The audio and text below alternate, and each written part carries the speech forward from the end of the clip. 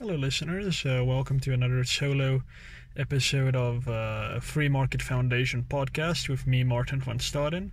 And today I thought I would talk a little bit about, South Africa abandoning, to an extent, the dream that Nelson Mandela, and not just him, but many had in the 1990s for the future of South Africa, and abandoning it so soon after that. It's about two decades later.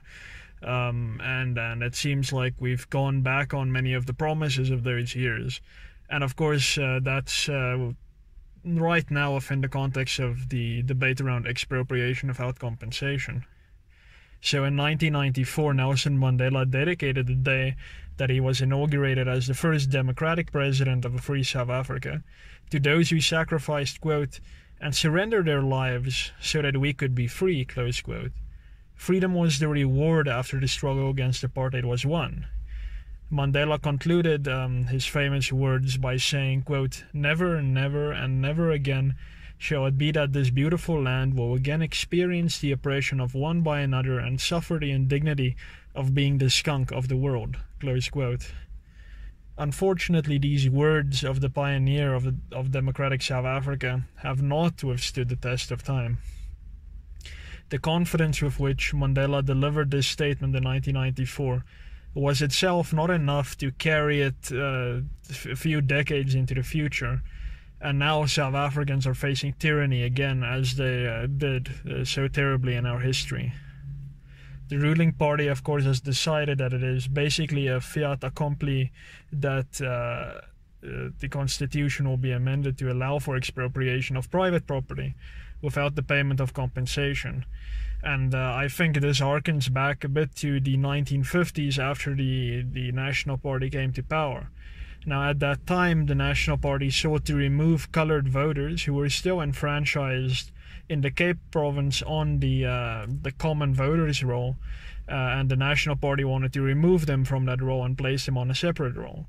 The Prime Minister, Daniel Francois Malan, said on 20 October 1953 that the party had received a mandate to place the Cape-colored voters on a segregated role, and that the National Party, was not going to ignore that mandate.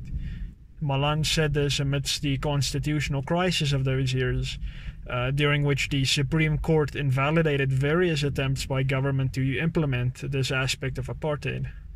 The government would eventually beat the courts after loading the upper house of parliament, the Senate, with loyalists and threatening to stack the court's bench with more sympathetic judges, which it didn't do because the court eventually backed down in the Collins case. So the National Party had decided on something tyrannical, and they were not going to let considerations of freedom, constitutionality, and I would argue constitutionalism, evidence, and human dignity stand in the way of getting what they wanted. This mentality has clearly carried through to 2019, under which we have an apparently different government, but which shares the same basic logic that everything else must make way for it and its conception of what is good.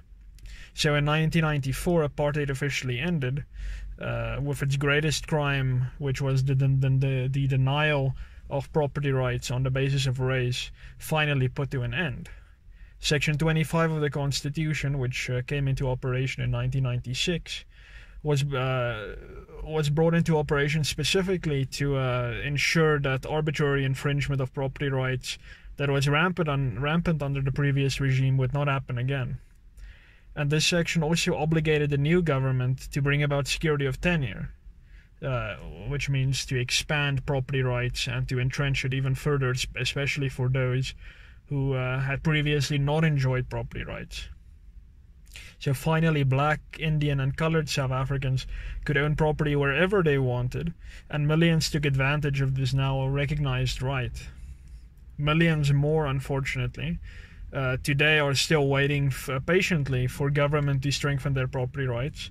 And this happens mostly in urban townships where people still live on apartheid tenure plots, basically municipal council-owned properties, which many of these people built their own houses on that property, but they've never received the title deed, nor has their ownership truly been recognized. And government, which was supposed to do this in terms of the Constitution and in terms of a 1991 law called the Upgrading of Land Tenure Rights Act, which obligated government to upgrade these council-owned properties to full ownership properties in the hands of the inhabitants. Instead of doing that, government has decided to push South Africa back three decades in time, back into the Cold War era, when the idea that the state is the custodian of property, or at least should have the authority to pick and choose which private property to use for what, was still in vogue. So a forgotten era of absolute poverty has been made new again in South Africa, because many of us thought that the Cold War ended in 1990, but in fact the underlying philosophy of the tyrannical regimes of that era, that ordinary people should not be able to own property as an absolute right, is now back, which is incredibly unfortunate, especially in light of the constitutional values that we were committed to in the 1990s. So the moment expropriation without compensation becomes legalized and implemented in South Africa, we, like Zimbabweans before us, will again become what Mandela referred to as the skunk of the world.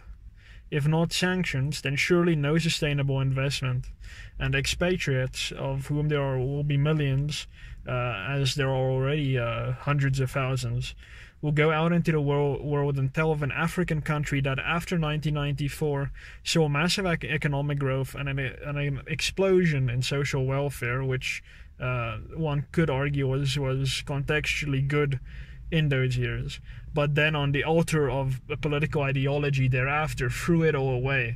And as we know, if expropriation without compensation really is brought to its full potential, I guess, all social welfare will be over and all prosperity will be over, because the country simply won't have any more wealth to redistribute as government so preciously wants to. So tyranny is an inevitable consequence of a lack of property rights. When government has the power to take that which is yours without the most substantive check and balance on that power, which is the requirement to pay for that property, then constitutionalism basically no longer exists. Without the Section 25 right to compensation, the Constitution itself will immediately be reduced to a shadow of its former self, and arguably not worth the paper it was signed on by President Mandela in 1996. Of course, the state of dystopia will not be permanent. Eventually, sanity will return to South Africa, and we will again pick ourselves up as a country. Many will at that time declare once again, never again. But that will only last until the next time. However, one can hope, even if only naively, that South Africans will have the fortitude at that time and prudence to entrench institutions strong enough to truly ensure that property rights are a permanent fixture in our society. And it's very unfortunate that we've gone down this route, but of course there is no better teacher than history. And I'm more than certain that if we continue down this route, we will learn a very hard lesson, which one can only hope we will not soon forget. So I hope you enjoyed this episode of my solo podcast, and I'll chat to you again next week. Cheers.